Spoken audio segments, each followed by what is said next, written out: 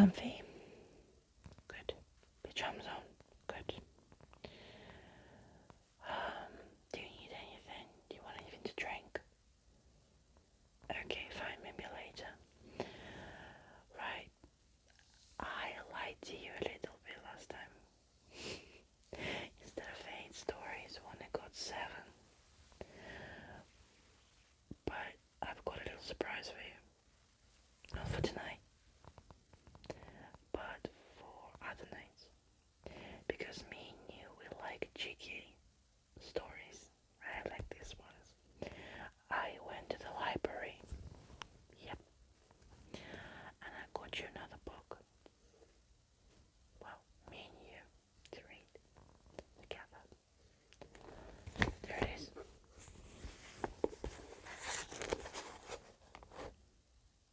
It's called Skeleton Keys.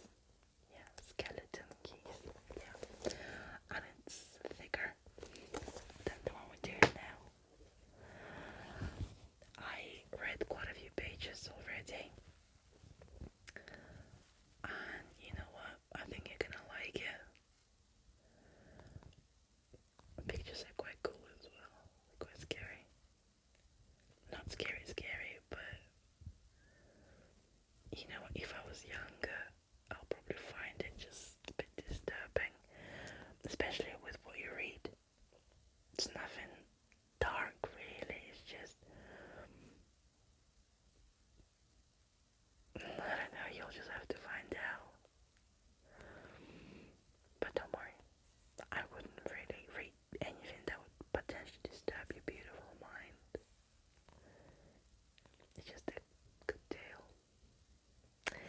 Anyway, so come on, lay back and relax. And I'm gonna read you this last story for tonight, okay? Tomorrow we'll go for a new book. Let's start.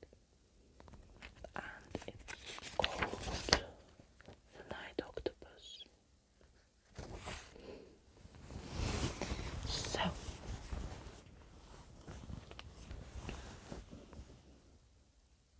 you're right there. Okay.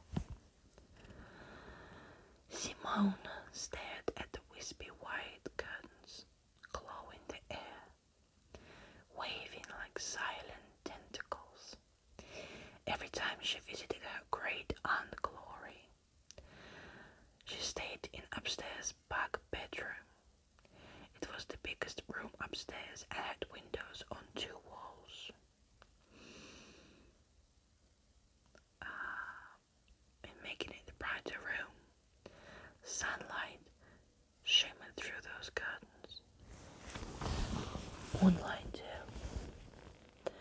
Simone liked the room old-fashioned wallpaper with its big flowers and hummingbirds. The bed was wide and comfy, covered with plum pillows. A tall blue wardrobe facing the bed had plenty of room for a week's worth of clothes. "What do you think, Fred?" Simone asked as she dropped an orange ball of fur onto the bedroom floor. Her new kitten bounced onto the bed. He pawed a few times at the soft pink blanket and started to purr. "Glad you like it," said Simone. Aunt Glory insisted that all the windows in the house stay open in the summer. If Simone closed them before she went to bed, she would find them open again in the morning. The old woman made sure the windows were open as she made her 90 rounds. "Fresh air is good for the soul," she would say. Tonight, Simone wasn't thinking of her soul when she stared at the open windows. Simone didn't like what the breeze did to the curtains. They moved. The curtains fluttered without a sound in the light breeze, grasping in the air. The waving fabric reminded her of the arms of an octopus. Why octopus?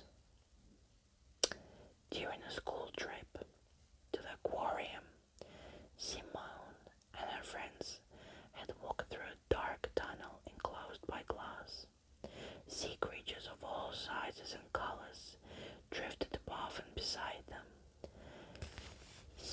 were startled by a large octopus, its long rubbery arms reaching towards her. The sucker stuck to the glass, reminding Simone of ugly little mouse. The octopus eyes, as large as tennis balls, seemed to stare at her. Its body ballooned with air, its sticky mouths open and shut. Frightened, Simone ran down the dark tunnel as the octopus followed her. Its tentacles twisted ever so softly in the dark, deep water. Up and down the fabric moved, curling and uncurling. In short, the curtains freaked Simone out. There was nothing she could do about it, except lie back down on a mountain of pillows and try to sleep. Later that night, Simone woke up with a start. She sat up in bed. She had dreamed that something soft was touching her face.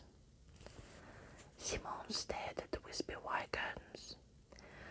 Moonlight was sifting through the window. Just like every other night, the curtains were performing their strange watery dance in the breeze. Curling up and down, they reached into the room. A snow-colored octopus, thought Simone. White tentacles drifting through a dark, giant pool. A pool filled with drowned flowers and hummingbirds. Now and then the breeze would shift and the tentacles seemed to reach for the bed. Scary. Fred meowed. "It's all right," said Simone, petting the kitten.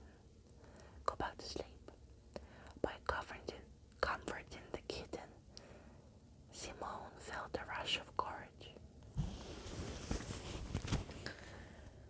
Fred meowed again as the sound whispered through the room, but the girl was soon asleep. In the morning, Simone woke up full of energy. The room was bright with the sunlight and curtains were still. She could smell the delicious aroma of a homemade breakfast. Simone pulled on her dressing gown and quickly joined her great aunt in the kitchen. "Hope you slept well, honey," said Aunt Glory, pouring a glass of orange juice for the girl. "Yes, thanks. It was just a little cool with the windows open." "Well, that's funny," said Aunt Glory, "because last night I thought I'd try it your way."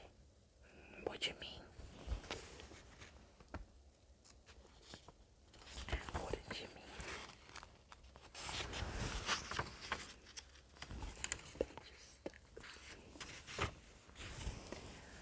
The old woman stirred a pan on the hob. "I heard on TV last night that it might get cold, so I went in while you were asleep and shut the windows. They were closed all night long." Her great aunt added, "By the way, where's that precious little kitten of yours?" Simone froze. She hadn't seen Fred all morning. He should have followed her into the kitchen. The girl ran back to the bedroom. She couldn't see Fred sleeping there as she had hoped. When she had woken up, she threw aside the covers to hop out. Fred couldn't still be trapped under there, could he? Simone straightened the sheets, but Fred was not there. Instead, Simone saw claw marks ripping the blanket. The marks made